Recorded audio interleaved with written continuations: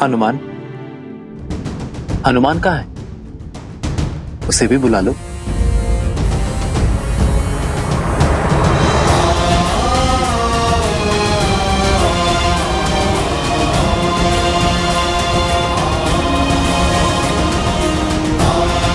न जाने उन्हें आप पे किस दुख का आभास हो रहा था, क्या चिंता खा रही थी उन्हें, जो वो अकस्मात ही लक्ष्मण काका श्री से मिलने अयोध्या की ओर बढ़ गए। भैया, लक्ष्मण तो अयोध्या में है ही नहीं। यदि हनुमान जी को सत्य का ज्ञात हो गया तो? नहीं, अर्थात कहाँ गए लक्ष्मण काका श्री? क्या हुआ उनके साथ?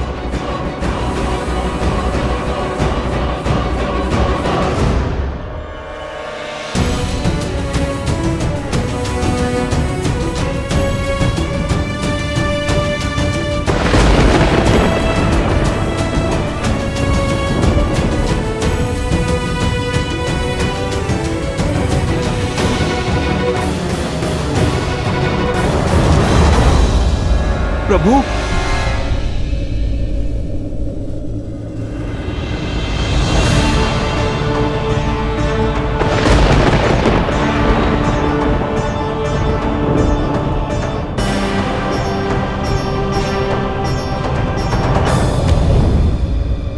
प्रभु, प्रभु, प्रभु। भैया,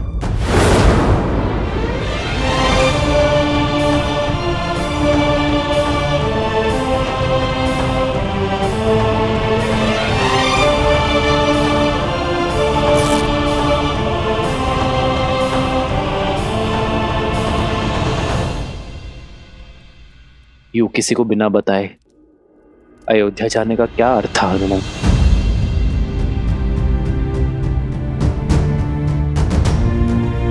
मुझे लगा मैं तुमसे छुपा लूंगा, किंतु ये कैसे भूल गया कि एक भक्त की श्रद्धा में भगवान को विवश करने की शक्ति होती है। हनुमान, मैंने तुम सबसे एक सत्य छुपाया है, और वो सत्य ये कि लक्ष्मण ने सरयू में जल समाधि ले ली है।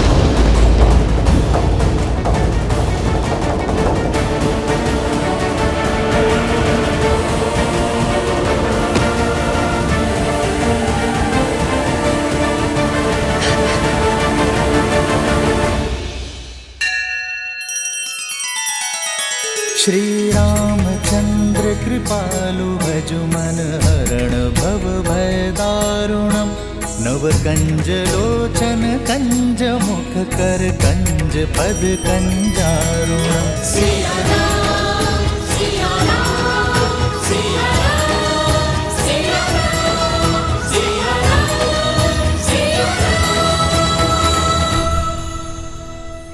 प्रभु, आपने लक्ष्मण भैया को रोका नहीं?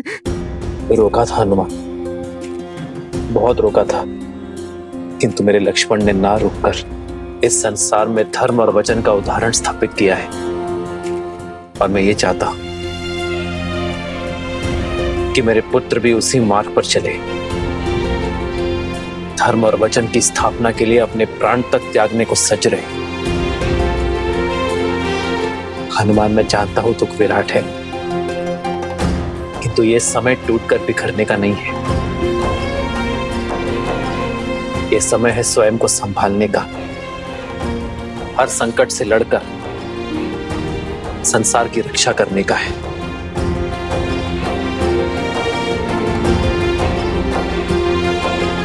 धर्म की स्थापना करना है, रघुकुल की रीत निभाना है। मेरा विश्वास करो हनुमान, और कोई समस्या नहीं है। ये अयोध्या और अयोध्यापति सकुशल है, इसलिए तुम चिंता छोड़ो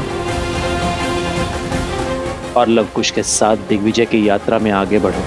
नहीं प्रभु, आप मुझे स्वयं से दूरी का दंश मत दीजिए।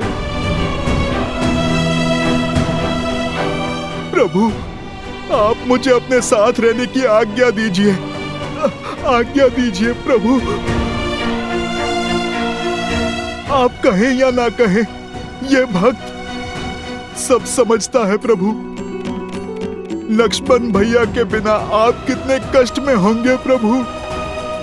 माता सीता, अब तो माता सीता भी नहीं है आपकी पीड़ा हरने के लिए। प्रभु, आप मुझे इस विकट घड़ी में स्वयं से पृथक मत कीजिए, मत कीजिए प्रभु।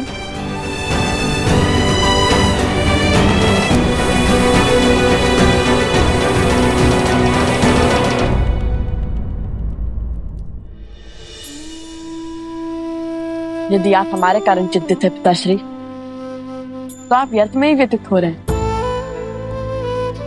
वक्त से इस विकट घड़ी में भगवान के साथ उनका सुख मत छीनिए। देखिए ना, आपकी चिंता हनुमान जी के मुख पर प्रदर्शित हो रही है। जिन्हें आपके साथ रहना चाहिए, हमारे साथ नहीं। हम पर विश्वास कीजिए और ऐसे एक भक्त की आस मत तोड़िए। हनुमान,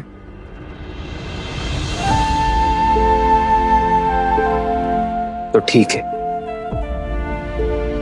कल सूर्योदय होते ही हम पुरुषपुर की ओर प्रस्थान करेंगे, युद्ध का शंखनाद करेंगे।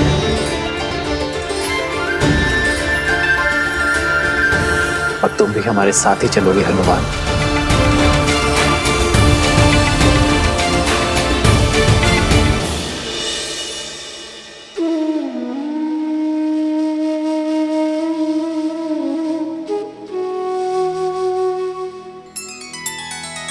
श्री रामचंद्र कृपालु भजुमन हरण भव भय दारुणम। नव कंज लोचन कंज मुख कर कंज पद कंजारुणम।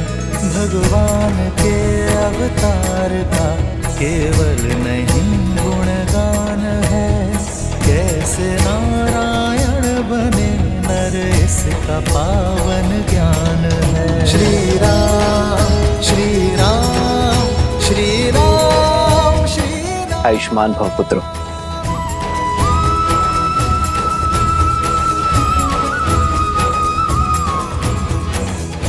अपने दिग्विजय को संपूर्ण करने के लिए सज्ज हो। सेना भी सज्ज है भैया।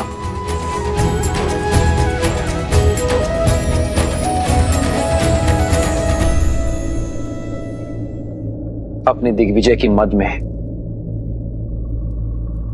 रघुकुल की रीत, सूर्यवंश की कीर्ति को मत भूल जाना पुत्रों।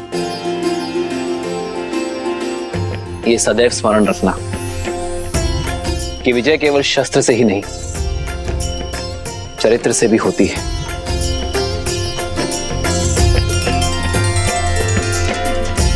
तुम दोनों केवल रघुवंश के अंश नहीं हो, धर्म के पथिक भी हो। और ये यात्रा केवल भ्रमण नहीं, यह अध्ययन है, संसार का भी और स्वयं का भी। क्योंकि जो स्वयं पर विजय पा लेता है, उसे संसार कभी हरा नहीं सकता।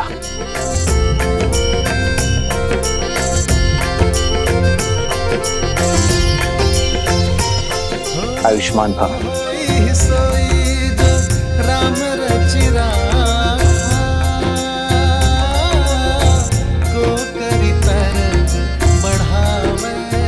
भरत, माताओं तक सूचना पहुंचा दी तुमने? जी भैया, संदेश भेजा जा चुका है।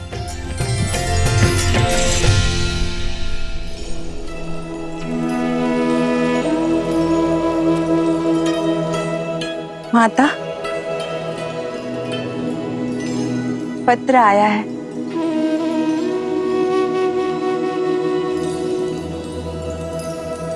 प्रभु ने आप दोनों की सुन ली।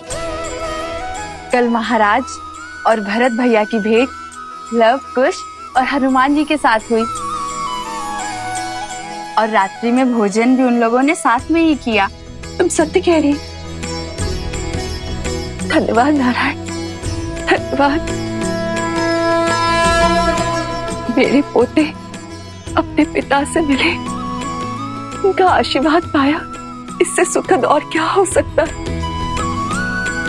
लव और कुश अपने भारत भ्रमण को संपूर्ण करने के लिए आगे बढ़ रहे हैं और राम और भरत पुरुषपुर की ओर अग्रसर हैं।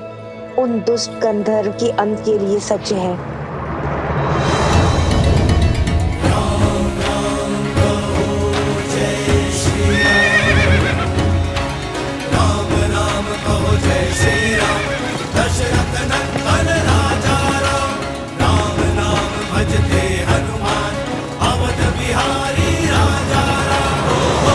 कुछ क्षण ही सही मन की शांति के लिए शीतल छाया तो मिली।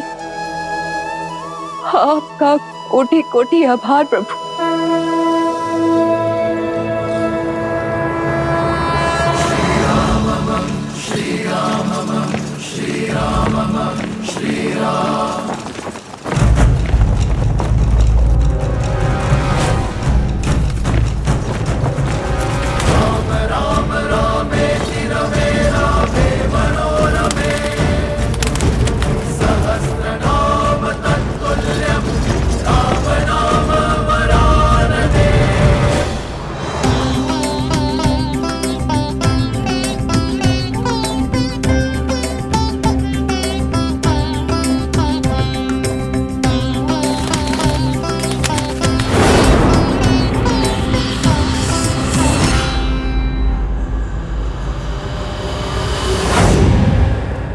महाराज की जय हो। क्षेत्रवासियों ने अयोध्यापति राम से सहायता की गुहार लगाई है और वो अपनी सेना के साथ इसी ओर अग्रसर है। उनके अनुज भरत भी उनके साथ है। सुना है कि कौशल की सेना अत्यंत बलशाली है और प्रचंड है। यदि युद्ध हुआ तो हम उनसे कदापि नहीं जीत पाएंगे महाराज।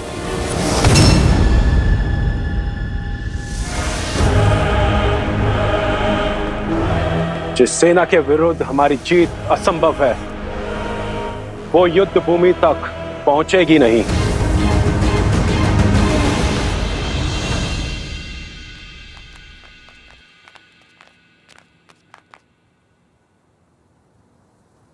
कुश, ये तो कोई आश्रम प्रतीत होता है। कदाचित आज भाग्य में किसी महान ऋषि से भेंट का आनंद लिखा है।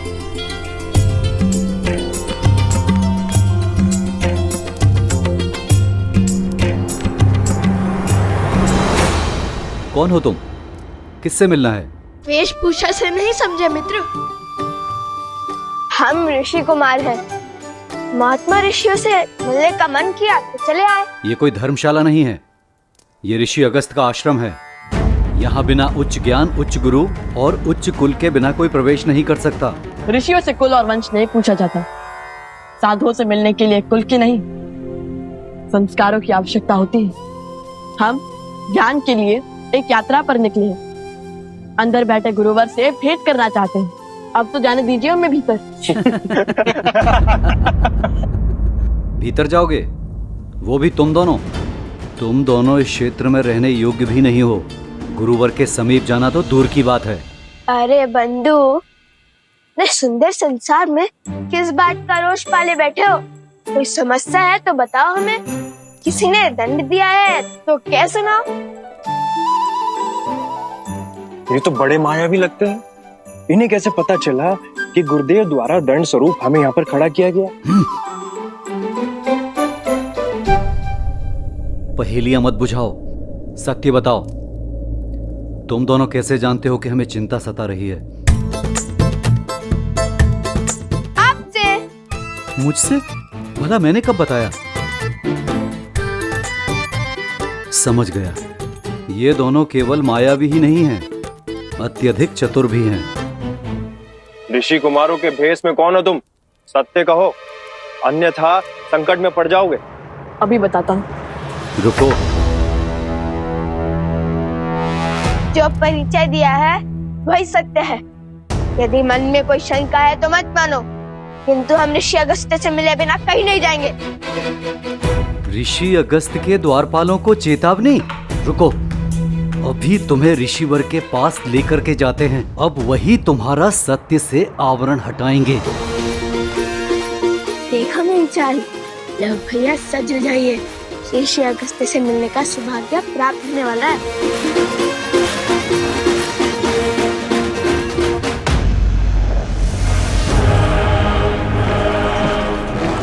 वो देखिए महाराज, राम की सेना घाटी में प्रवेश कर चुकी है।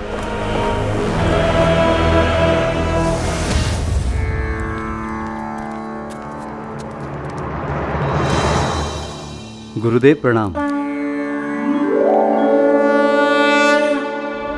गुरुदेव, ये बालक आपसे मिलने की हट कर रहे थे। वेश तो किसी ऋषि कुमारों वाला है, किंतु आत्मविश्वास किन्हीं राजकुमारों सा है। इतना अहंकार तो किसी मायावी दानव में नहीं होता जितना इन दोनों में है। जानते हो ये दोनों कौन है? अवश्य, मायावी धूर्त हैं दोनों। नहीं, अयोध्यापति श्री राम और देवी सीता के पुत्र लवकुश हैं। प्रभु श्री राम और सीता माता के पुत्र। हमें क्षमा कर दीजिए, हमें क्षमा कर दीजिए ऋषि कुमार, नहीं राजकुमार। आपको पहचानने में हमसे भूल हो गई। उठो उठो मित्र।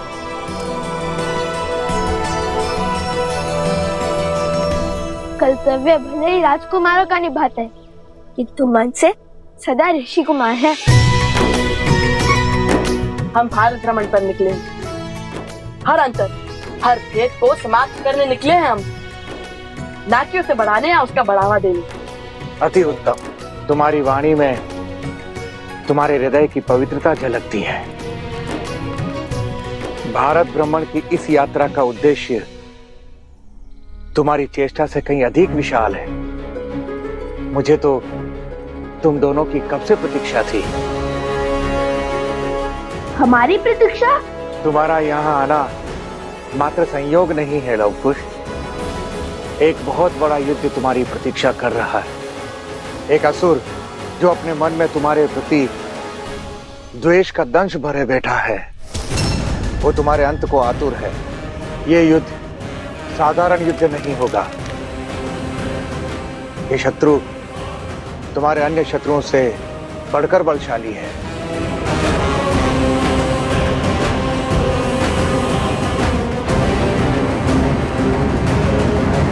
वो भी तुम दोनों की भांति पितृभक्त है, जो अपने पिता की मृत्यु का प्रतिशोध लेने का प्रण लिए बैठा है।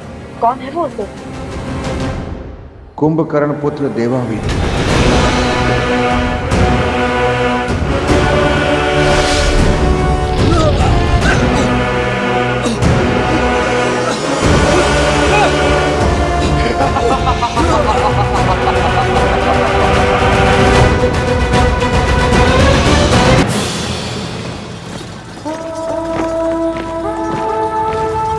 रुको, रथ रोको।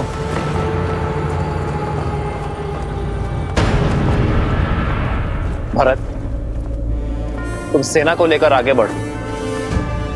मेरे पीछे सेना की एक छोटी टुकड़ी पीछे छोड़ते हुए सेना का नेतृत्व करो। मैं तुम्हें इस युद्ध की बागडोर सौंपता हूं। ये मेरे लिए सम्मान की बात होगी भैया। विश्वास रखिए, मैं आपको निराश नहीं करूंगा। और भरत के होते हुए श्री राम को युद्ध भूमि में पग रखने की आवश्यकता नहीं होगी।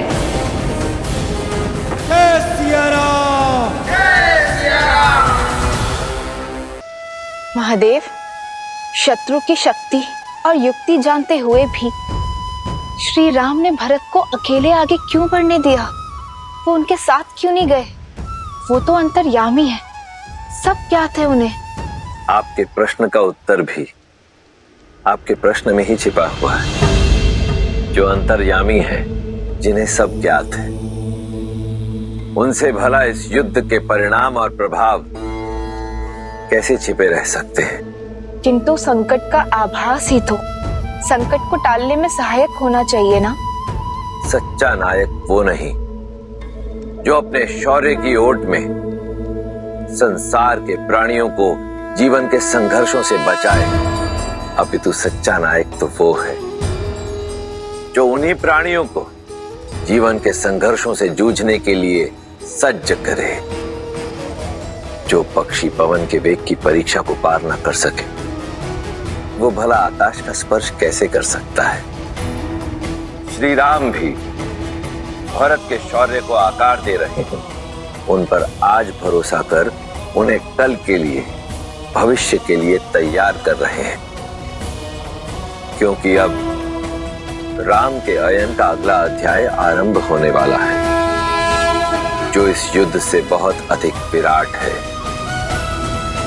जिसका उद्देश्य विश्व विजय नहीं, जगत का कल्याण है।